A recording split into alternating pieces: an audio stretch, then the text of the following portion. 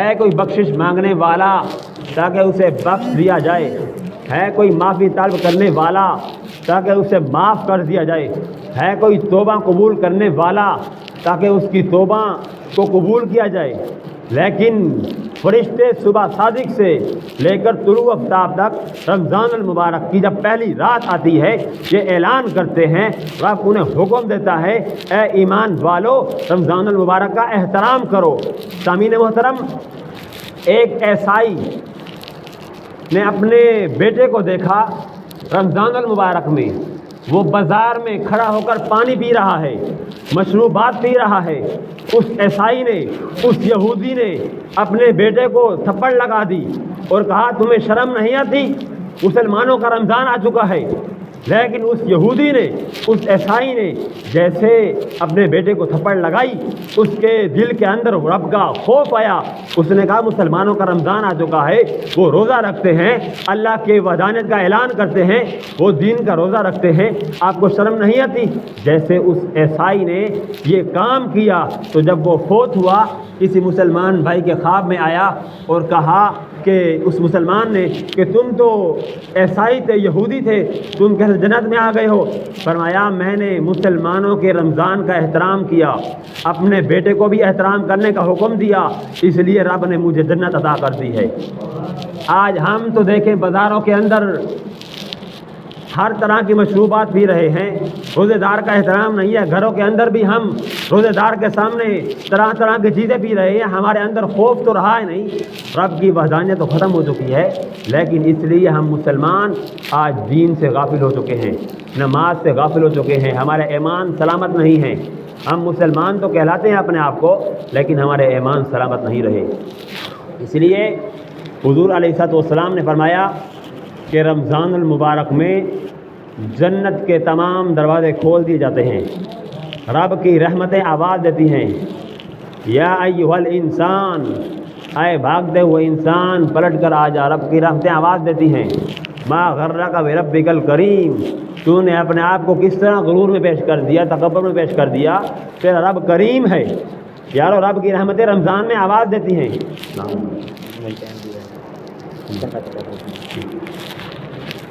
رب کی رحمتیں آواز دیتی ہیں کہ اے بھاگتے ہوئے انسان پلٹ کر آ جاتے، رب کریم ہے۔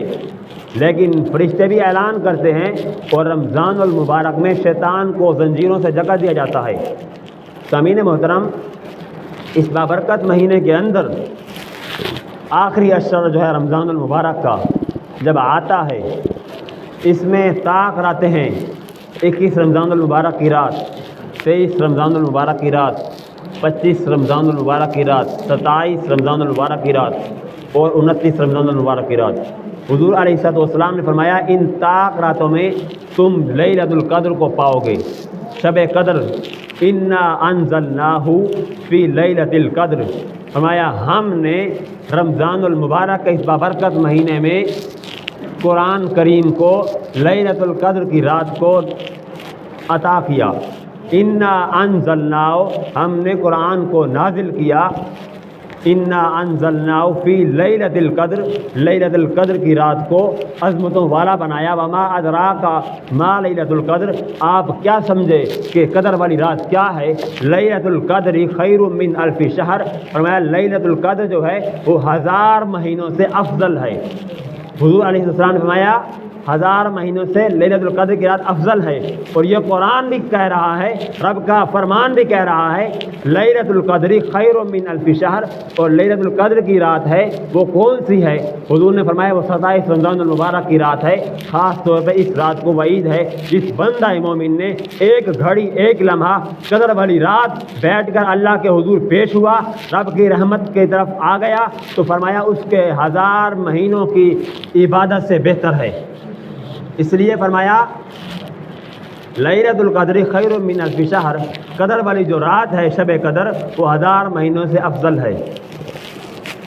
اور فرمایا تنزل الملائکۃ والروح فیہا، اس رات کو فرشتے اور جبریل امین اللہ کے حکم سے زمین پر نازل ہوتے ہیں، اور جبریل امین روزہ رکھنے والوں پر، ایمان والوں پر جب پر اپنا بچھاتے ہیں، جس بندہ مومن پر حضور جبریل امین کا جب پر لگتا ہے اس پر جنت واجب ہو جاتی ہے۔ سلام ہی حتی مطلع الفجر، فرمایا اس رات جس نے عبادت کی، ذکر و اذکار کیا، اور اس پر رب کی رحمتیں اور رب کی سلامتی پیش ہو جاتی ہے۔ اس لیے جس بندہ مومن نے اس رمضان المبارک کے آخری عشرے کو عبادت میں گزارا اور رات کا قیام نوافل اور عبادت میں گزارا اور رات کو جا کر عبادت کی، تو اس کو رب تعالیٰ نے یہ عبادت کا خاص لمحات عطا کر دیے، 1000 مہینوں سے افضل بنا دیا لیلۃ القدر کی رات۔ اور اس بابرکت مہینے میں حضور علیہ الصلوۃ والسلام نے کے پاس ایک صحابی رسول آیا، فرمایا کہ اے اللہ کے رسول، بنی اسرائیل کی قوم کا آپ بھی جانتے ہیں ایک صحابی ہے، بنی اسرائیل کی قوم کا ایک شخص ہے، اس کا نام ہے حضرت شموم رحمۃ اللہ علیہ۔ فرمایا اللہ تعالیٰ نے اس کی عمر 1000 سال رکھی ہے۔ تو فرمایا اے پیارے آقا، ہم بھی کیا یہ مقام حاصل کر سکتے ہیں جو رب نے بنی اسرائیل کی قوم کے اس شخص کو عطا کی ہے؟ لیکن حضور علیہ السلام نے اللہ کے حضور یہ دعا کی، اے باری تعالیٰ، آپ نے میری امت کی عمریں کم کر دیے ہیں اور عبادت کے اندر ان کو نیکیاں بھی بہت کم ملتی ہیں، ان کو بھی کوئی ایسے لمحات، ایسے موقع عطا کر دے۔ اور رب کائنات نے یہ لیلۃ القدر کی رات عطا فرمائی۔ اور میں عرض کرنا چاہتا ہوں، وہ جو صالح شخص تھا حضرت شموم رحمۃ اللہ علیہ، وہ دن کا روزہ رکھتا تھا، رات کو عبادت کرتا تھا، اور اس نے اللہ کی وحدانیت کا اعلان کیا اور جہاد کیا۔ اس کو رب نے اتنی طاقت دی تھی، دین اسلام پر چلنے کا طریقہ اور سلیقہ اتنا عطا کیا تھا کہ کفار اس سے ہلاک ہو گئے تھے۔ کفار اتنے ہلاک ہو گئے، آپ کو قتل کرنے کے لیے آ گئے، اور آپ کے پاس اتنی جرأت اور اتنی بہادری تھی کہ لیکن تمام کفار تھے، یہود و نصارہ جو تھے، وہ سب آپ سے ڈرتے تھے۔ اور جو صالح شخص تھا، کفار نے آپ کی بیوی کو یہ پیغام پہنچایا اور کہا کہ اس صالح شخص سے، شموم رحمۃ اللہ علیہ سے یہ پوچھو کہ کون سی ایسی چیز ہے جو تمہاری طاقت کو ختم کر دے گی۔ اس عورت نے اپنے خاوند سے، اس اللہ والے سے پوچھا کہ کیا آپ کے اندر کون سی ایسی طاقت ہے جو تمہیں ختم کر دے گی، لیکن اس عورت نے رسی لے کر اپنے خاوند کو رات کو باندھ دیا۔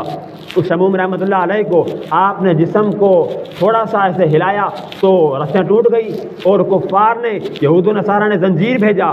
زنجیر بھیجنے کے بعد اس عورت نے زنجیر سے بھی یہ حرکت کی، لیکن زنجیر بھی ٹوٹ گئی۔ لیکن ابلیس جو تھا، شیطان جو تھا، اس نے کفار کے دل کے اندر یہ ایک سبق پیش کر دیا، کہا اس عورت سے کہو اپنے خاوند سے، اپنے صالح شخص سے پوچھے کہ کون سی ایسی چیز ہے جو تمہاری طاقت کو ختم کر دے گی۔ اس صالح شخص نے اپنی بیوی کو اپنے جب دل کا راز بتایا اور کہا میری جو زلفیں ہیں، یہ زلفیں اگر باندھ دی جائیں تو میری طاقت ختم ہو جائے گی۔ لیکن اس عورت نے جب اپنے خاوند کی، اس صالح شخص کی، حضرت شموم رحمۃ اللہ علیہ کی زلفیں کو باندھ دیا اور کفار کو حکم دیا کہ اب آ جائیں۔ کفار نے جب عورت کو لالچ دی تھی، سونے اور چاندی کے تمغہ سے نوازا تھا، لیکن جب آئے اس صالح شخص کو لے کر گئے ایک ذبح خانے میں، وہاں جا کر آپ کو قتل کر دیا، آپ کے ساتھ ظلم کیا۔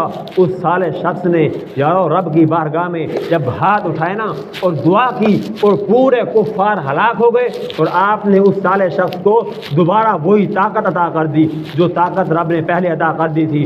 وہ کیسا شخص تھا جس کی عمر تھی 1000 مہینہ، اور اللہ تعالیٰ کے حضور جب امام الانبیاء علیہ السلام نے یہ دعا کی کہ اے باری تعالیٰ، آپ بھی میری امت کو ایسے لمحات عطا کر دیں، اور رب تعالیٰ نے ہمیں بھی یہ رات عطا کر دی ہے، لیلۃ القدر خیر من الف شہر، جو رات ہے لیلۃ القدر کی رات 27 رمضان المبارک کی رات تھی، اور جو 1000 مہینوں سے افضل تھی۔ اسی لیے حضور علیہ السلام سے عرض کیا کہ اے اللہ کے رسول صلی اللہ علیہ وسلم، کیا رمضان المبارک کی رات، 27 رمضان کی رات جو ہے، یہ 1000 مہینوں سے افضل ہے۔ ہم جانتے ہیں اس کا اندر جو مریض ہیں، جو بیٹھ نہیں سکتے، جو عبادت نہیں کر سکتے، قیام نہیں کر سکتے، حضور نے فرمایا ایک گھڑی، ایک لمحات کے لیے اگر کوئی بندہ مومن اس رات کو بیٹھ جائے، عبادت کر لے رمضان المبارک کے پورے قیام سے، یہ بہتر ہے۔ یعنی پورا رمضان آپ نے روزے رکھے، عبادت کی، رات کو تراویح پڑھی، نوافل پڑھا، لیکن اس سے بھی بہتر ہے، حضور نے فرمایا، جس نے لیلۃ القدر کی رات کو ایک لمحات بھی آ کر بیٹھ کے عبادت کی۔ اس لیے یہ رات افضل ہے، اور رب تعالیٰ نے رمضان المبارک کی جب آخری رات آتی ہے، یعنی عید الفطر کی جو رات آتی ہے، فرمایا کیا اس کا کیا مقام ہے، اس کی کیا لمحات ہیں۔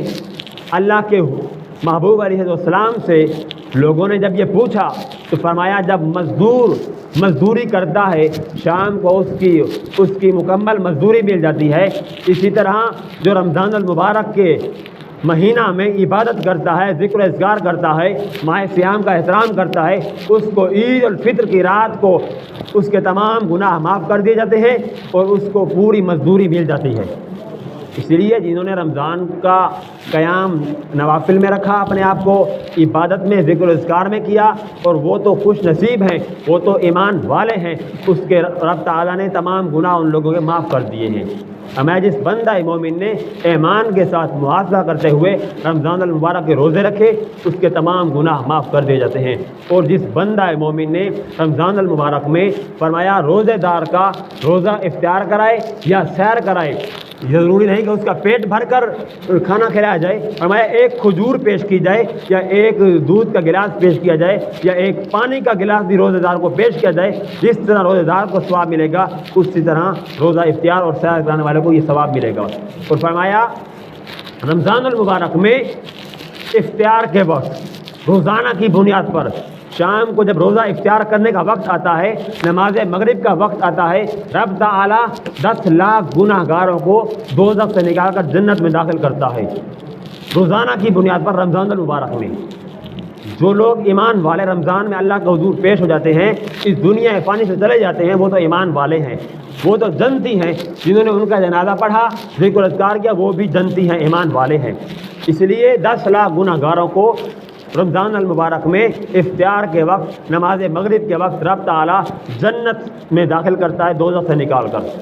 اور جمعۃ المبارک سید الایام، جو رمضان المبارک کا آخری جمعہ ہے، الوداعی جمعہ ہے، اور اس بابرکت جمعے کو رب تعالیٰ 6 لاکھ گناہ گاروں کو ہر جمعہ کو دوزخ سے نکال کر جنت میں داخل کرتا ہے۔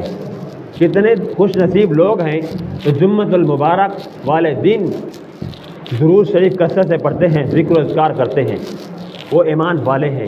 سامعین محترم، وقت بالکل قریب ہو چکا ہے، اور خاص طور پہ مسجد کے حوالے سے بھی اعلان کرنا ہے آپ کے سامنے۔ الحمدللہ ہمارے اس مزار شہاب الدین کا کام جو ہے، یہ جو رونق